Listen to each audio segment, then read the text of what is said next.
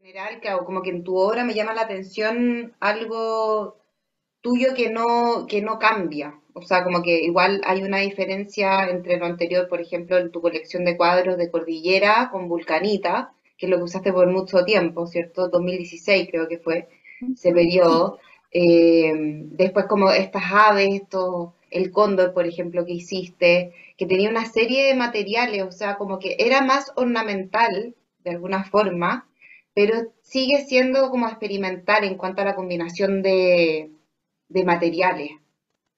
Y eso es algo que veo constante como a lo largo de tu obra, como cómo experimentas con materiales.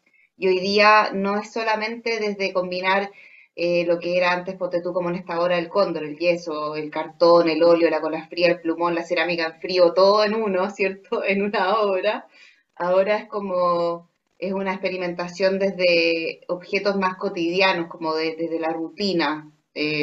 Y eso es lo que te caracteriza, pero sigue siendo como una experimentación bien fuera como de lo esperado. Eh, Mm. O sea, me pasa sí,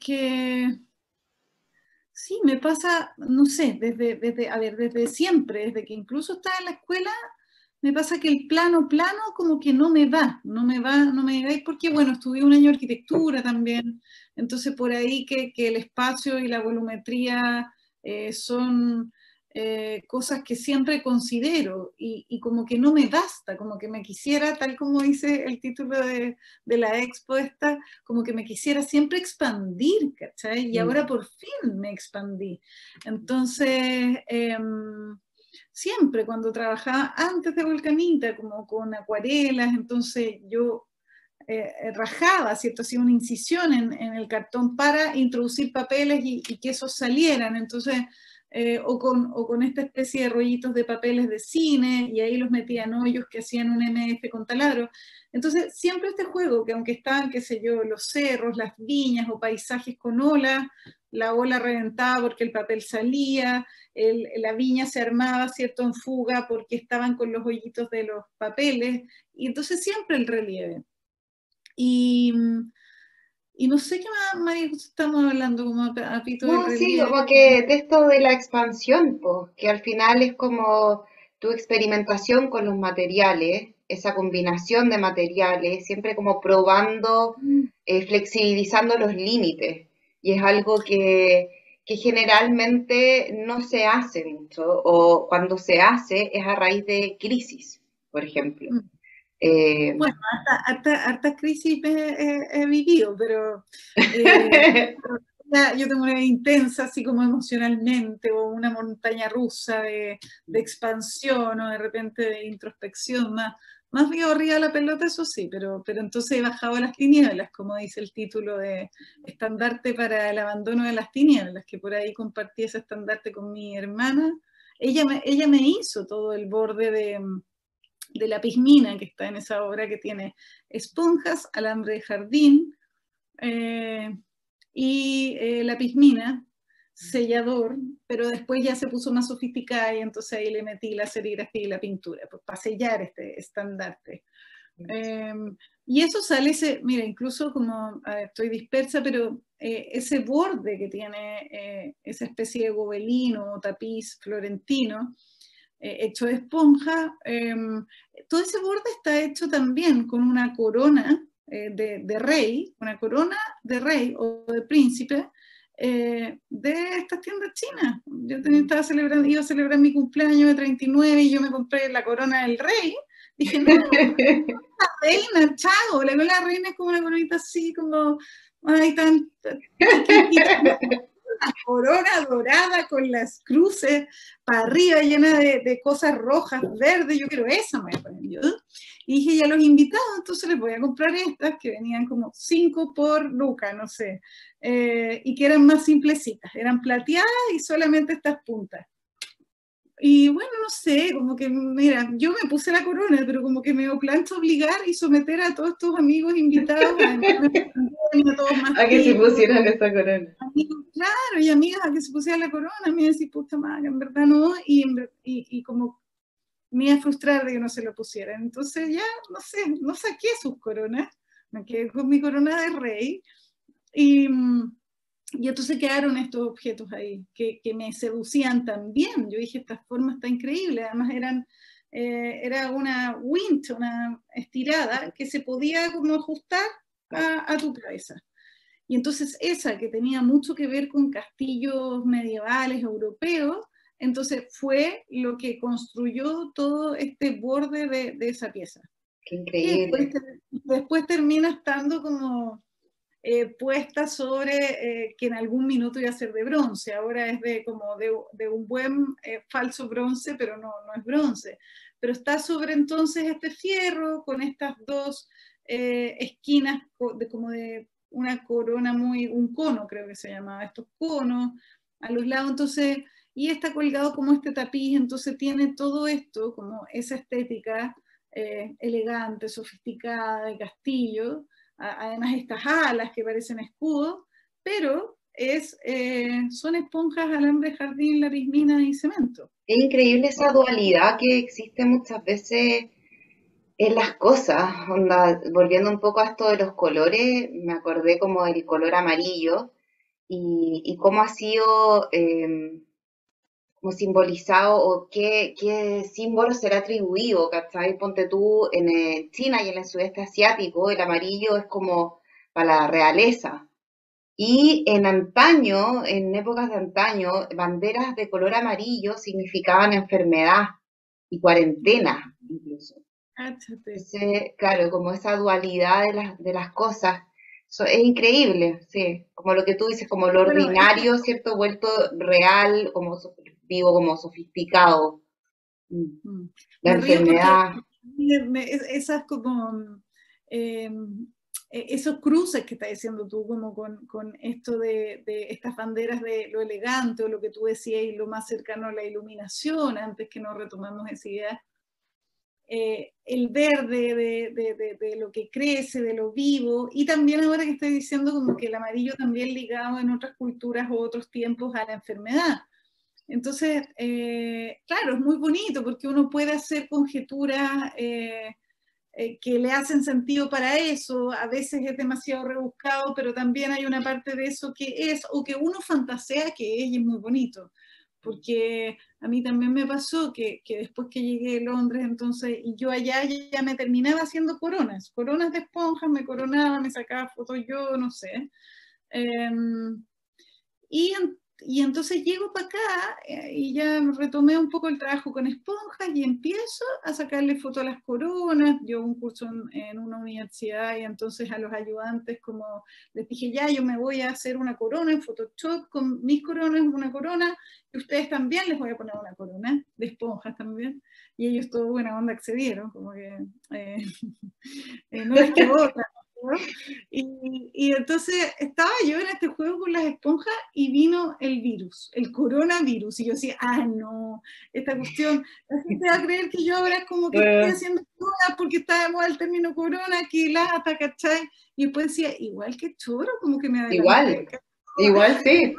Sea, uno, ¿cachai? Yo terminaba fantaseando y mi cabeza empieza como a hacer todas estas combinaciones que son entretenidas, pues también. Un día me entusiasmo, entonces estoy con la Bárbara acá en la casa y tomemos una cerveza, ya, oye, que cachai, que la esponja, el coronavirus, y en un mundo que ya es un mundo paralelo, ¿me Yo entendí? creo que en verdad es lo que te decía antes, como comprender el lenguaje simbólico del artista, no solamente como nos muestra como el mundo interior del artista, sino que como que puede ser también una demostración como de la situación, del contexto como de la época donde está.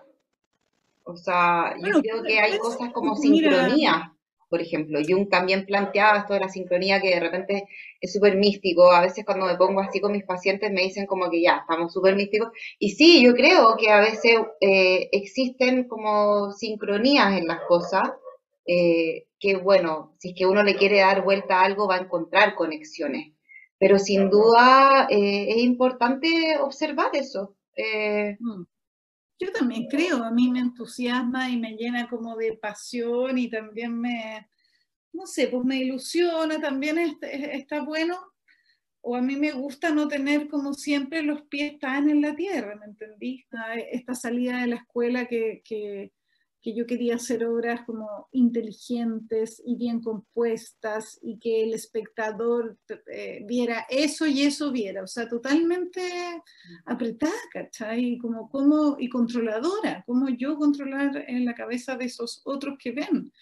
Entonces, totalmente como equivocada, inmadura, ¿me entendí? Y poco a poco, en el andar, ya hartos años, pues acabo de cumplir 40 el domingo, imagínate.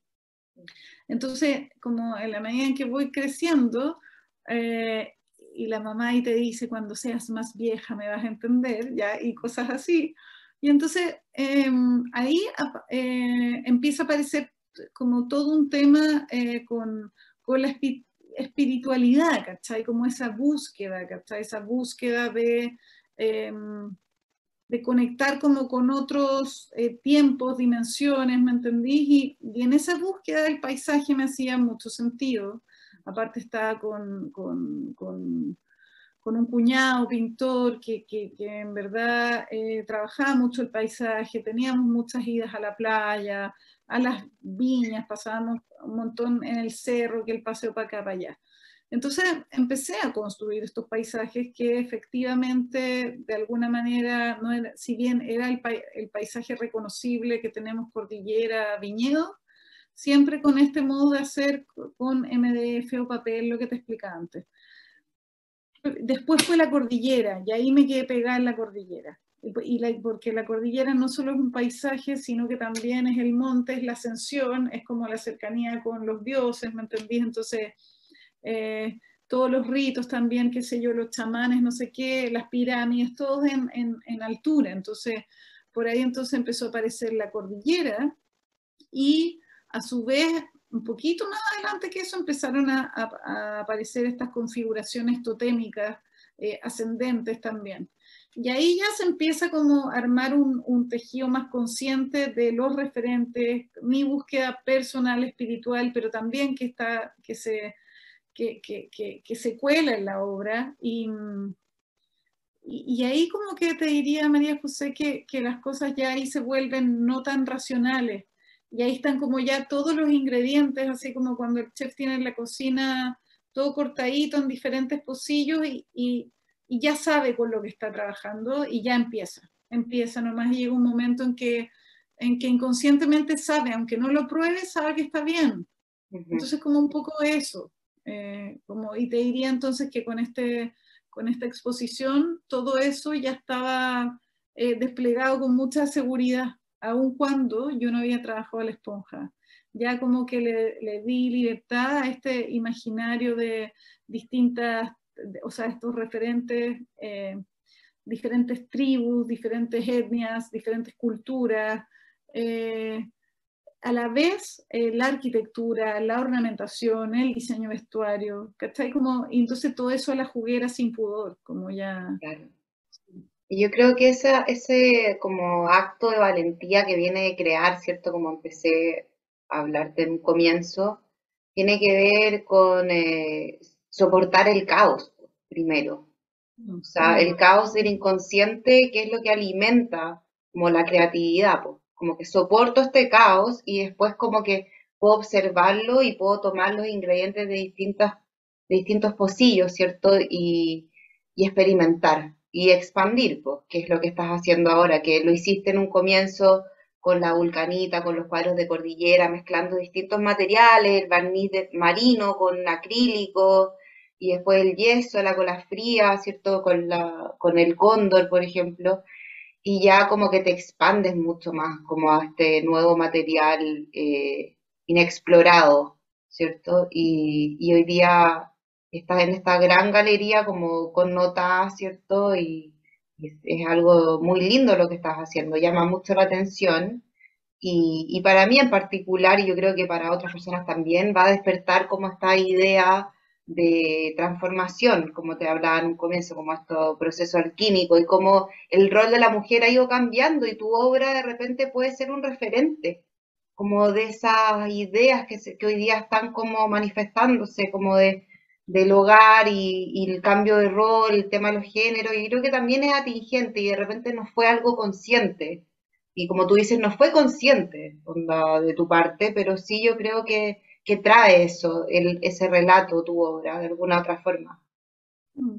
Bueno, ahí está todo eso que hablábamos de esas cosas que después aparecen y que tú vas haciendo conexión y te sorprenden y te lleva a un mundo más fantasioso, que sea consciente o inconsciente, lo estamos conversando ahora. O sea, a ti te pareció eso y ya eso es gratificante, pues, ¿cachai? Que tú puedas entonces tener otras lecturas más allá de que esto es amarillo, verde y gris, y es una cosa que crece y que parece X y que queda ahí limitado, está bueno, está malo, me gusta, no me gusta, sino que ya estamos hablando, nada que ver, estamos hablando de las mujeres como antes estaban más sometidas a las labores domésticas y ya no importa qué es lo que pase con ese objeto, pero ese objeto permite esta conversación.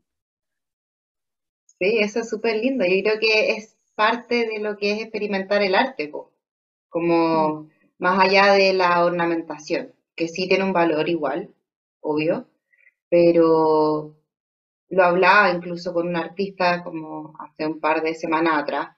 eh, de repente el arte está como para generar como instancias como bálsamo, ¿cierto? Como dicha visual, como algo estéticamente, como un placer nomás. Y otras veces, o puede ser de que traiga las dos cosas, ese placer, ¿cierto? Y como que despierte ciertas ideas, que nos haga más conscientes o ciertos diálogos que no se han dado.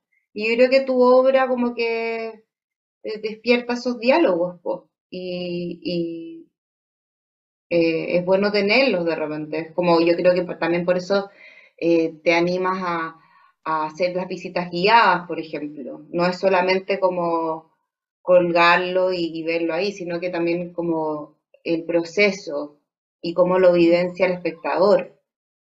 Mm.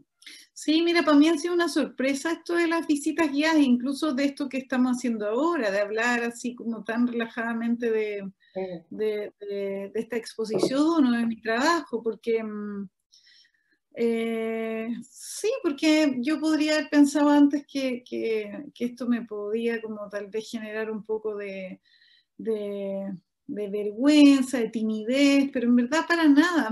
Me pasa que me expandí también yo, como mi personalidad, y porque en realidad que como que eso que hay ahí de mi parte es muy genuino. Entonces, básicamente todo lo que está ahí son mis hijos, son la prolongación de mí en materia. Entonces, eh, no puedo sino hablar con libertad y total tranquilidad de lo que es, porque yo los engendré, así como entonces, nada, pues me siento súper tranquila de hablar de la exposición, porque también, como te digo, no es puramente un trabajo compositivo, ¿cierto? No es solamente un trabajo visual, sino que para mí también tiene una carga espiritual y una carga biográfica eh, importante. Pues ahí está lo que francamente hasta mi inconsciente imagina.